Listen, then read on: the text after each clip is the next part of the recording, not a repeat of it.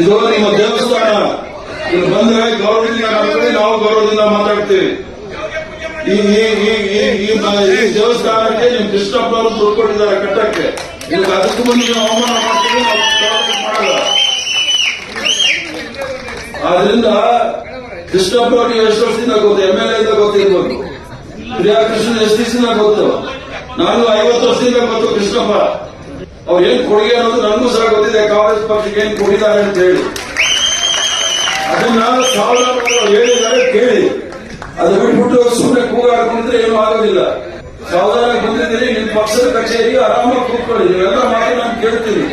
ನಾವಿರೋದೇ ನಿಮ್ ಮಾತು ಕೇಳಕ್ಕೆ ನಮ್ಗೆ ಏನು ಅನುಕೂಲ ಆಗಿದೆ ಅದನ್ನ ಮಾಡಿ ಸರ್ವ ಪ್ರಯತ್ನ ಮಾಡ್ತೇವೆ.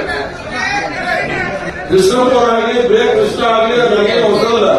ಅವ್ರಿಗೆ ಬಹಳ ಚೆನ್ನಾಗಿ ಗೊತ್ತಿದೆ. 50 ವರ್ಷ ಪರಿಚಯದ ನಾವು ಕೃಷ್ಣಪ್ಪ ಅವರು ಕಾಲೇಜಲ್ಲಿ ಇದ್ವಿ, ಒಂದೇ ಕಾಲೇಜಲ್ಲಿ ಹೋದವ್ರು ನಾವು, ರೇಣುಕಾಚಾರ್ಯ ಕಾಲೇಜಲ್ಲಿ. ಆದ್ರಿಂದ ಕೃಷ್ಣಪ್ಪ ಅವ್ರ ಬಗ್ಗೆ ನೀವೇನು ಹೇಳೋದು ಬೇಕಾಗಿಲ್ಲ. ಅನ್ಯಾಯ ಆಗಿದೆ ಇಲ್ಲ ಅಂತ ಹೇಳಿಲ್ಲ. ಎಲ್ರಿಗೂ ಸಹ ಆಸೆ ಇರುತ್ತೆ, MLA ಆದ್ಮೇಲೆ ನಾವು ಮಂತ್ರಿ ಆಗ್ಬೇಕು, ಮುಖ್ಯಮಂತ್ರಿ ಆಗ್ಬೇಕು ಅಂತ ಹೇಳಿ. ಅವಕಾಶ ಕೊಡಕ್ಕಾಗೋದು 136 ಜನ, ನಾವು ಅವಕಾಶ ಕೊಡಕ್ಕಾಗೋದು 35 ಜನಕ್ಕೆ ಮಾತ್ರ.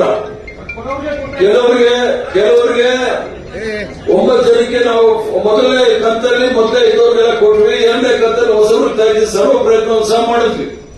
ಆ ಕೃಷ್ಣಪ್ಪನವ್ರ ಹತ್ರ ನಾನು ಪ್ರತಿಯೊಂದು ಹೆಜ್ಜೆನಲ್ಲೂ ಸಹ ಹಂತದಲ್ಲೂ ಸಹ ನಾನು ಮಾತಾಡ್ತಾ ಇದ್ದೆ. ನೋಡಿ ಕೃಷ್ಣಪ್ಪ ನಡೀತಾ ಇದೆ, ಈಗ ಮಾತಾಡ್ತಾ ಇದ್ದೀವಿ, ನೋಡೋಣ ಪ್ರಯತ್ನ ಮಾಡೋಣ. ನಿಮ್ಮ ಅದೃಷ್ಟ ಹೇಗಿದೆ, ದೇವರ ಅದೃಷ್ಟ, ದೇವರು ನೀವು ಆಶೀರ್ವಾದ ಎಷ್ಟಿದೆ ಅಂತ ಹೇಳಿ ಪ್ರಯತ್ನ ಮಾಡಂತ ಸರ್ವ ಪ್ರಯತ್ನವೂ ಸಹ ಮಾಡಿದ್ವಿ.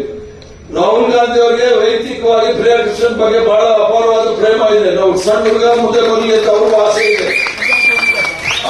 6 ಜನ ಒಕ್ಕಲಿಗರ ಮಂತ್ರಿ ಇದ್ದಾರೆ, ಎಚ್ಚರಿಕೆ ಮಾಡಕ್ಕಾಗತ್ತೆ, ಎಲ್ರಿಗೂ ಮಾಡ್ಬೇಕಲ್ಲ. ಆಯ್ತು, ಅದಕ್ಕೆ ಏನ್ ಮಾಡಕ್ಕಾಗತ್ತೆ.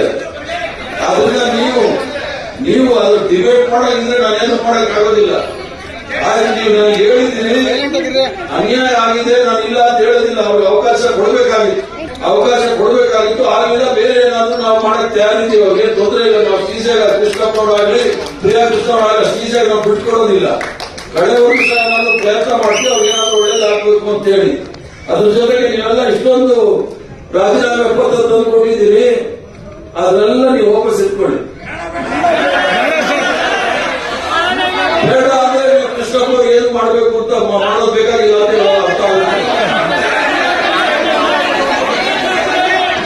ನೋಡಿ, ಹೇಳ್ತೀನಿ ಕೇಳಿ. ನಾನು ಹರಿಪ್ರಸಾದ್, ನಾನಿದ್ರೆ ಮಾತ್ರ ಕಾಂಗ್ರೆಸ್ ಅಂತ ನಾನು ತಿಳ್ಕೊಂಡ್ರೆ, ನಾನೇನಾದ್ರೂ ರಾಜೀನಾಮೆ ಕೊಟ್ರೆ 100 ಜನ ಹರಿಪ್ರಸಾದ್ ತಯಾರಿರ್ತಾರೆ ಕೆಲಸ ಮಾಡಕ್ಕೆ. ಅವಕಾಶ ನಿಮಗೆ ಕೊಟ್ಟಿದ್ದಾರೆ, ಅಧಿಕಾರ ಜವಾಬ್ದಾರಿ ಕೊಟ್ಟಿದ್ದಾರೆ. ಬ್ಲಾಕ್ ಪ್ರೆಸಿಡೆಂಟ್, ಮಹಿಳಾ ಕಾಂಗ್ರೆಸ್, ಸೇವಾದಳ, ಯೂತ್ ಕಾಂಗ್ರೆಸ್, NSU ಎಲ್ಲ ಆ ಜವಾಬ್ದಾರಿ ನೀವು ಇಟ್ಕೊಳ್ಳಿ. ಅದು ನಿಮ್ಮ ಅನಿಸಿಕೆ, ನಿಮ್ಮ ಬೇಡಿಕೆ ನೀವು ಇಟ್ಟಿದ್ದೀರಿ. ಅದನ್ನ ನಾನು ರಾಹುಲ್ ಗಾಂಧಿ ಅವ್ರ ಗಮನಕ್ಕೆ ತರ್ತೀನಿ. ನಿಮ್ಮ ಬ್ಲಾಗ್ ಅಧ್ಯಕ್ಷ ನಾನು ತೋರಿಸ್ತೇನೆ ರಾಹುಲ್ ಗಾಂಧಿ ಅವ್ರಿಗೆ ಏನ್ ಬರ್ತಿದ್ದೀನಿ ಅಂತ ಹೇಳಿ. ನಾನು ಅವ್ರಿಗೆ ಮೆಸೇಜ್ ಮಾಡಿದ್ದೀನಿ, ಸುರ್ಜೇವಾಲಾ ಅವ್ರಿಗೂ ಹೇಳಿದ್ದೀನಿ, ನಮ್ಮ ಖರ್ಗೆ ಸಾಹೇಬ್ರಿಗೂ ಸಹ ಹೇಳಿದ್ದೀನಿ, ವೇಣುಗೋಪಾಲ್ ಅವ್ರಿಗೂ ಸಹ ಹೇಳಿದ್ದೀನಿ. ನಾನು ಸುಳ್ಳು ಹೇಳೋಗಿದ್ರೆ ನಾನು ಅವ್ರಿಗೆ ಟೆಲಿಫೋನ್ ತೋರಿಸಬೇಕಾಗಿರ್ಲಿಲ್ಲ. ನಾನು ರಾಹುಲ್ ಗಾಂಧಿ ಅವ್ರಿಗೆ ಏನ್ ಬರ್ತಿದ್ದೀನಿ ಅಂತ ಅವ್ರಿಗೂ ತೋರಿಸಿದ್ದೀನಿ. ಆಯ್ತು, ಎಲ್ಲರೂ ಹೇಳಕ್ಕಾಗಲ್ಲ. ಅವ್ರಿಗೆ ಹೇಳೋದ್ರಿಂದ ನಂಬ್ಕೊಂಡಿರಿ. ಈಗ ನೀವೆಲ್ಲರೂ ಸಹ ಕಾಂಗ್ರೆಸ್ ಆಫೀಸ್ ಬಂದಿದ್ರೆ ನಿಮ್ಗೆಲ್ಲರೂ ಸ್ವಾಗತ. ನಿಮ್ಮ ಕಚೇರಿ ಇದು, ನಿಮ್ಗೆಲ್ಲ ಹಕ್ಕಿದೆ ನಮ್ಮ ಹತ್ರ ಬಂದು ನಿಮ್ಗೆ ನಿಮ್ಮ ಬೇಡಿಕೆನ ಮುಂದಿಡಕ್ಕೆ. ಅದು ನಾವು ಕೇಳಲೇಬೇಕು. ಯಾರು ಸಹ ನಿಮ್ಗೆ ಅಲೆಗಳಿಯಕ್ಕೆ ಆಗೋದಿಲ್ಲ. ಕಾಂಗ್ರೆಸ್ ಆಫೀಸ್ ಬಂದ ಮೇಲೆ ಅಷ್ಟೇ ಗೌರವ ಇದೆ. ಯಾಕಂದ್ರೆ ನಾವು ಇದನ್ನ ದೇವಸ್ಥಾನ ಅಂತ ತಿಳ್ಕೊಂಡಿರ್ತಕ್ಕಂಥದ್ದು. ನಿಮ್ಮ ಪ್ರಾರ್ಥನೆ, ನಿಮ್ಮ ಬೇಡಿಕೆ ಎಲ್ಲವೂ ಸಹ ಪುನಃ ನಾನು ವೇಣುಗೋಪಾಲ್ ಅವರಿಗೆ, ಮಲ್ಲಿಕಾರ್ಜುನ ಖರ್ಗೆ ಸಾಹೇಬ್ಗೆ, ರಾಹುಲ್ ಗಾಂಧಿ ಅವ್ರಿಗೆ ಹೇಳ್ತೀನಿ. ಮತ್ತೊಂದು ಹೇಳ್ತೀನಿ ಕೇಳಿ. ಪ್ರಿಯಾ ಕೃಷ್ಣನ್ಗೆ ಬಹಳ ವಯಸ್ಸಿದೆ, ಇನ್ನು 50 ವರ್ಷ ರಾಜಕಾರಣ ಮಾಡಬಹುದು ಅವರು. ಆದ್ರಿಂದ ನೀವೇನು ಯೋಚನೆ ಮಾಡಬೇಕಾಗಿಲ್ಲ. ಏನು ಯೋಚನೆ ಮಾಡಬೇಕಾದ್ರೆ ಒಳ್ಳೆ ಭವಿಷ್ಯ ಇದೆ. ಅದಕ್ಕೆ ನಮ್ಮ ಜವಾಬ್ದಾರಿ. ಕೃಷ್ಣಪ್ಪನವರು ನಮ್ಮ ತರ ಒಂದು ಲಾಸ್ಟ್ ಸ್ಟೇಜ್ ಅಲ್ಲಿ ಇದ್ದೀವಿ. ನಾವು ಮುಂದಿನ ಪೀಳಿಗೆಗೆ ನಾವೇನಾದ್ರೂ ಮಾಡಬೇಕು. ಪ್ರಿಯಾ ಕೃಷ್ಣನ್ಗೆ ಏನಾದ್ರೂ ಡೆಫಿನೆಟ್ಲಿ ಮಾಡ್ತೀವಿ. ಅಲ್ಲಿವರು ಸಾವಧಾನವಾಗಿರಿ.